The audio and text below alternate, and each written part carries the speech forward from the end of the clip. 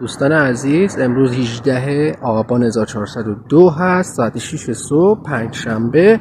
بنده به این دلیل اومدم اینجا که یک اطلاع رسانی بکنم که در تصویر الان دارید میبینید سمت چپ اعلامیه‌ای هست مربوط به جناب استاد اکبر گلپایگانی که به عنوان شخصیت هنری گلپایشون رو میشناختیم. امروز قراره ساعت 5 تا 7 عصر در این مسجدی که در تصویر می‌بینید منطقه 2 تهران شهر غرب، در واقع انتهای یا ابتدای خیابان حسن سیر. حالا من اینجا اومدم که اطلاع بدم که حتی این مسجد، حتی کسایی که به آرتیست، این شخصی که ما داریم میگم علاقه دارن و یا مثل شاگردان ایشون احتمالاً حضور خواهند داشت تو مراسم خاکسپاریشون، همونجوری که دیدید چه در آپارات در یوتیوب آپلود کردن بودن، کلا به مسائل خبری و اینا علاقه دارن توی حوزه هنر. علاوه بر این، خود این مسجدی که اینجا هست این همیشه توجه من جلب کرده به خاطر بحث معماریش. المانای جالبی داره. دوستانی که کلا به حوزه هنر معماری علاقه دارن میتونن بیان اصلا خود مسجد رو ببینن. این مسجد در واقع یه معماری جالبی داره. بعد در مورد پارک، اینجای پارک ماشین، این خیابون حالا چون پنجشنبه است خلوته، حالا پارکینگ رو ببینید. اون یه مجتمعی پایین هست، مجتمعی که تو تصویر میبینید مرکز خرید پلاتین، پارکینگ داره که افراد میتونن اونجا تیکت بگیرن، ماشین پارک بکنن.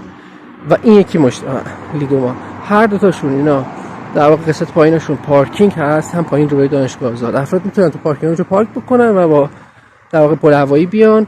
و کسایی که میخوان با BRT بیان اونجایی که اون آقای موتوری ایستاد، این خیابونی که دارید میبینید سمت چپش به طور افقی سمت غرب اگه حرکت بکنید، مصاحب شرق به غرب. این ماشین نظامی که رد شد اون حواسم بود که از بهش گفتم که پلاکش تصویر نباشه، چون این کار من مجاز نیستم انجام بدم، من خاطر فکرم ریخت به هم.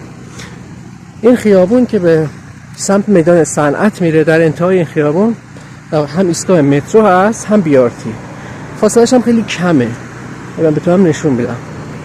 افراد میتونن اونجا پارک بکنن، از مترو خارج بشن و با یا BRT و پیاده این مسیر رو بیان تا برسن این مسجد دیگه. نوشته دیگه مسجد جامع شهرک قدس این مسجد هستش. تا اونجا که تاکسی ها ایستادن یه مقدار جلوترش دور برگردونه میدان صنعت هست.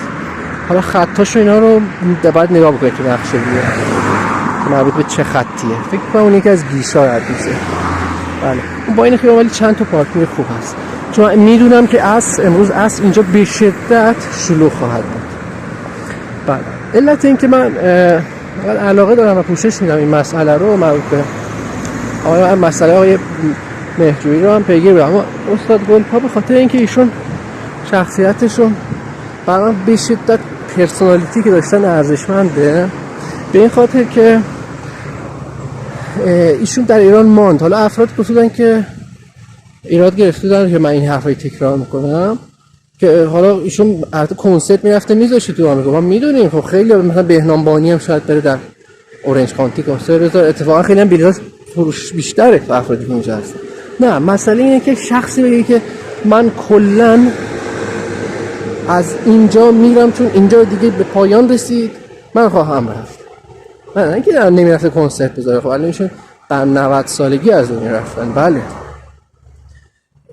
در سالهای قبل‌تر میرفتن، اما اینکه هیچ وقت ایشون اینقدر وطن رو دوست داشت، شما میتونید مصاحبه هاشون مراجعه بکنی.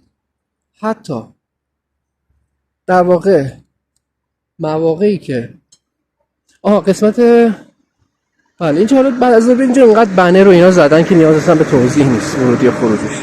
اینجا جاهای اینجا رو به افراد نشون بدم. این دقیقه مرکز خرید و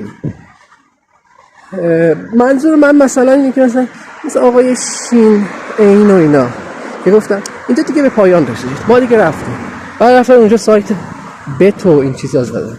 منظور اینه ایشون حتی عمل جراحی که انجام داده بود با اینکه فرزندانشون فرزندان ایشون در اروپا هستن، بعضا به راحتیشون مشکل مالی که نداشت که بگه مثلا نمیتونسته بره امریکا مثلا عمل بکنه، بگه من اینجا نه، اینجا دکترها خوب نیستن، میخوام برم کانادا عمل کنم. حتی جراحیش هم اینجا انجام داده بود. حتی یک مصاحبه من دیده بودم ازش که ایشون در واقع دوران کرونا رفته بود فرانسه با خانواده‌شون به حال دیدار بکنه اونجا. همینجوری مسجد هم میتونید ببینید یه معماری متفاوتی داره.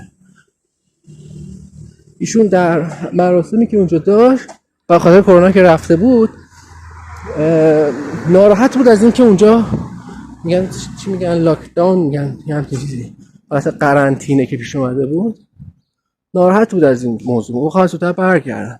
حالا به صورت رسمی نمیتونست در ایران برنامه اجرا بکنه، اما موقع بقیه بخوام شاگرد پرورش بدم مثلا ببینید همش سنگه و خیلی معماری جالبی داره. من اینجا باید مجوز بگیرم از اداره، حالا نمیدونم حج و اوقاف یا هر چیزی هست، بیام اینجا یه روز مفصل اینجا با تجهیزات اطلاعات کافی هم پیدا بکنم از نظر اینکه مثلا طراحیش مثلا چه پیچیدگی هایی داره و اینها، از نظر هنری بیام اینجا ولاگ درست کنم. اما فعلا این مسجد به این صورت.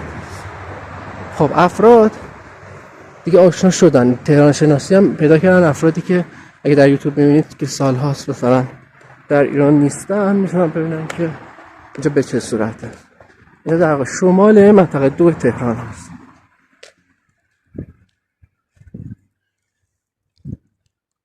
این خیابان حسن سیف اون بالاش هم در واقع خیلی ساخت و ساز شده اخیراً، مجتمعای بزرگی دارن میسازن. خب پس اعلامیه رو دیدید دیگه. خب فعلا بعد از اون من اگه اومدم اینجا دیدم اگه شرایط اینجا مقدار با بیزارا متفاوته، مثلا که اونجا الله من با مثلا شلوغ و اینا راحت آدم میتونه رفت آمد بکنه، اینجا مقدار فضاش کچلواری دوره، به راحتی نمیتونه آدم سریع موبایل در بیاره با این مصاحبه کنه، با مصاحبه گفتگو بکنه، اون شرایطش رسمی تر. اما اگه تونستم اینجا احتمالاً بنرینا میزنن عصر و تا هواداران نشون خواهد اومد. چه پرنده های جالبی. سلام. بعد بنر میزنن و در واقع از بیرون یا از داخل مراسم اگه تونستم هم ولاگ میگیرم، چه در آپارات اگه دارید دونید در یوتیوب آپلود میکنم.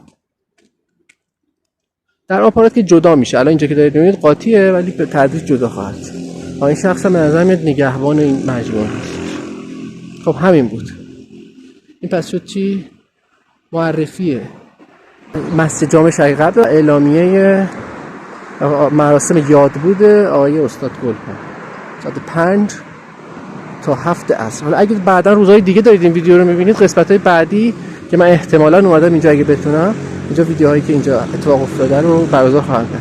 واسه خاکسپاریش هم تا اونجایی که میتونستم منتشر کردم، اون که میشده چند تاش مونده. مثلا آقای سالار عقیلی اینو من میترسم ازش، چون من مقدار باهاش کانفلیکت دارم.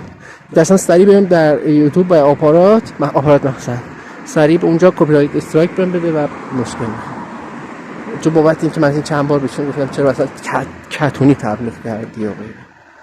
بعد همینا الان ادیت میکنم بعدا منتشر کنم. آقای ایرج مهدیان هم بود علاوه بر آقای خواجه امیری پدر احسان، اونا رو بعدا به تدریج.